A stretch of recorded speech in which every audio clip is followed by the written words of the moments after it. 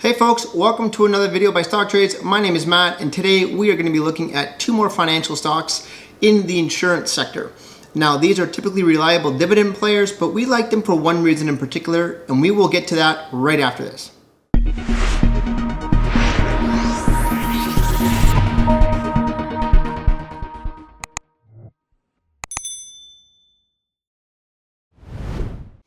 Insurers have underperformed the market over the past year, largely because of the pandemic. Combine that with low interest rates, it makes for a very challenging operating environment for these companies. Recently, I came across an article from the Globe and Mail. It was an interesting one. It talked about the stocks that doubled the dividend over the past decade. On that list, there were 15 stocks. And one of the stocks that was on that list surprised me, and that was Manulife Financial. Why did this surprise me? During the financial crisis, Manulife was one of the few financial stocks to cut the dividend. In April of 2009, Manulife slashed the dividend by 50%. It was one of the biggest Canadian casualties at the time. The company took a hit to its reputation, and income investors have been a little skittish ever since. That being said, perhaps it was the cut that has allowed Manulife to ramp up the pace of dividend growth faster than its peers. Regardless, it has since emerged as a stronger and better capitalized company, and Manulife is one of the best Canadian dividend stocks in the country. After losing its aristocrat status back in 2009, Manulife has quietly regained its place among Canada's top dividend growth stocks. It now has accumulated a 7-year dividend growth streak. Unfortunately, once again, investors are going to have to temper expectations. We've talked about this on our channel before. The Office of the Superintendent of Financial Institutions, the OSFI, has prohibited dividend growth in light of the ongoing pandemic. Right now, there is no clear indication when dividend growth will be allowed to resume, but we don't expect it to be until late 2021 or 2022 at the earliest. In any event, Manulife is much better positioned today than it was back in 2009. As any good company does, Manulife has learned from its mistakes, and it is now in a very strong capital position. Its payout ratio against earnings is only 40.73%, and that payout ratio drops to a mere 11.14% when compared against funds from operations, which is one of the lowest ratios in the industry.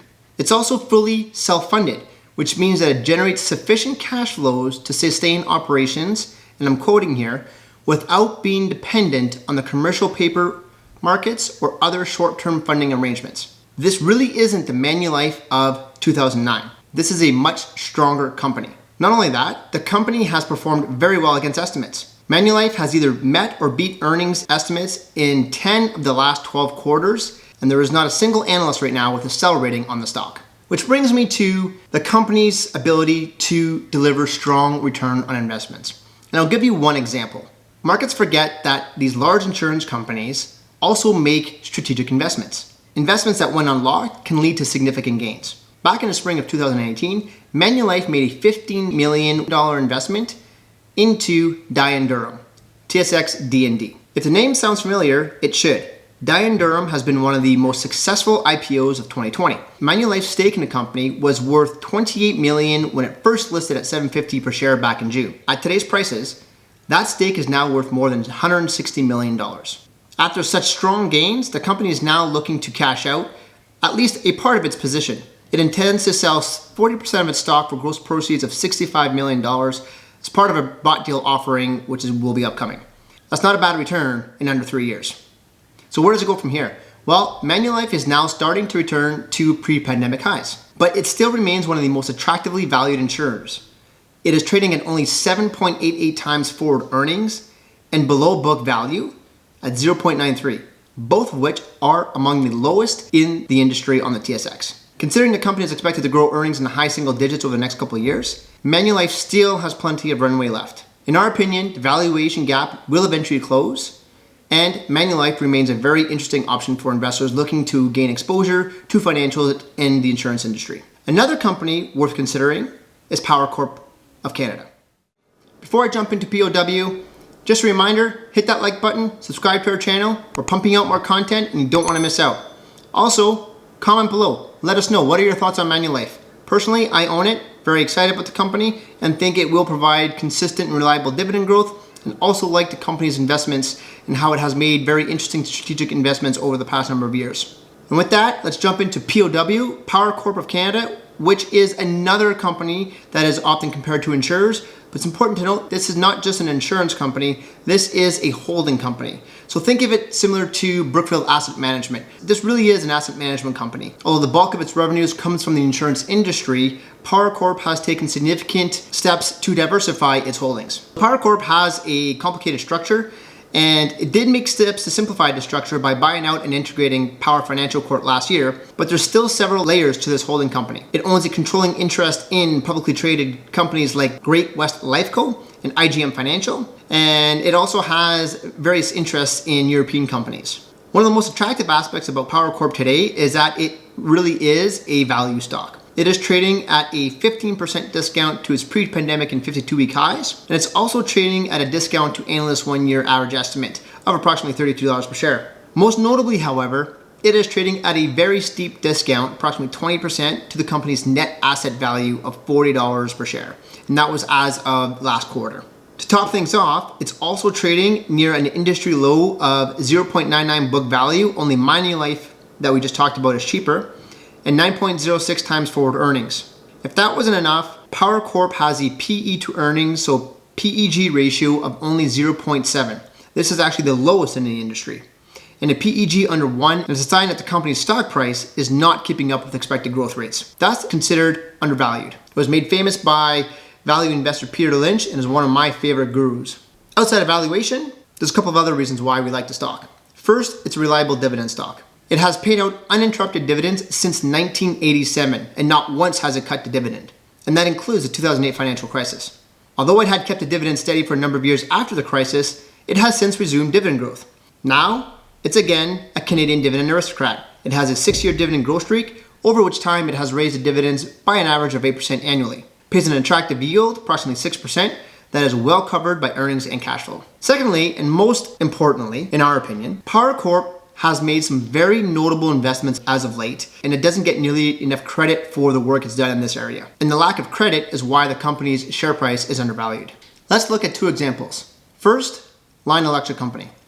Power Corp was an early investor in Lion Electric through its Power Sustainable Capital segment. This is a segment that focuses on assets in the renewable energy sector. Lion Electric is an innovative manufacturer of zero-emission vehicles. And what we like about this particular company is that it is one of the few in the EV industry that has a proven revenue model. And recently, Lion Electric announced its plans to go public via Northern Genesis SPAC, which is NGA on the NYSE in the States. As Lion Electric's largest indirect shareholder, stands to reason that POW is going to benefit. The implied market cap of Lion Electric is estimated to be approximately $1.9 billion. And the proposed transaction to bring the company public is also going to include a US $200 million bought deal offering as part of this merger with Northern Genesis. Power Corp intends on participating in the offering to the tune of approximately US $17 million.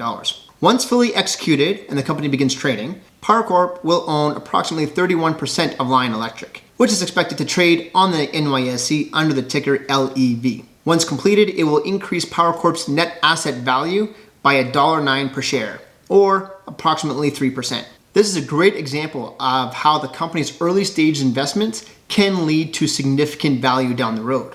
It's also a great way for them to unlock that value, which in the grand corporate structure that it currently has, typically goes unrecognized.